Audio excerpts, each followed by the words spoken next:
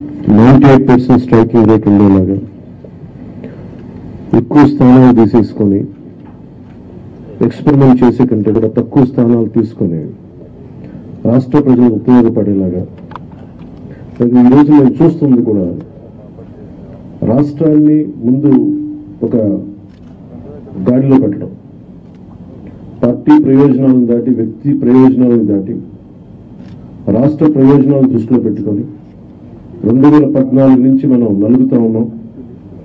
2019కి ఈ అరాచక పాలన వల్ల ఇంకా నలిగిపోతా ఉన్నాం.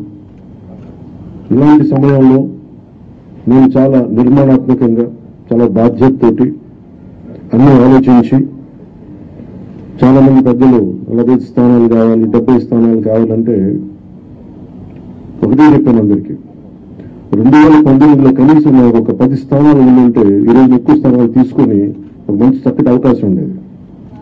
అది కోల్పోయాం కాబట్టి ఈసారి తక్కువ స్థానాలతోటి 98% స్ట్రైకింగ్ రేట్ ఉండాలి. దాంట్లో భాగంగానే 24 స్థానాలు, 3 పార్లమెంట్లు ఫిక్స్ అయిపోయాం. అలాగే 24 స్థానాలు కనిపిస్తున్నాయి, కానీ జనసేనకి మనం చూడాల్సింది 3 పార్లమెంట్లో ఇంకొక అదనంగా ఇంకొక 18 నుంచి 20 దాకా స్థానాలు అధికంగా యాడ్ అవుతాయి. సో దాదాపు ఒకలా చూస్తే జనసేన అందరూ అనుకున్నట్టుగా ఒక 40 స్థానాల్లో పోటీ చేస్తున్నట్టు లెక్క, 3 పార్లమెంట్తో కలుపుకొని. నేను కూడా ఒక ఈ అలయన్స్ బలంగా ఉండాలి, టీడీపీ జనసేన అలయన్స్ బలంగా ఉండాలి అంటే నేను కూడా ప్రత్యేకించి భారతీయ జనతా పార్టీని దృష్టిలో పెట్టుకొని కూడా నా సీట్లని కుదించుకోవడం జరిగింది. ఇది మన నాయకులందరికీ కూడా వ్యక్తి ప్రయోజనాలను పక్కన పెట్టి రాష్ట్ర ప్రయోజనాలని ముందుకు తీసుకెళ్దాం. ఓటు ట్రాన్స్ఫర్ అయిన రోజున ఎవరైతే త్యాగాలు చేశారో, ఎవరైతే కష్టపడి పనిచేశారో ప్రతి ఒక్కరికి పేరు పేరున ఈ సభావేదిక మీదుగా నేను తెలియజేసుకుంటా ఉన్నాను.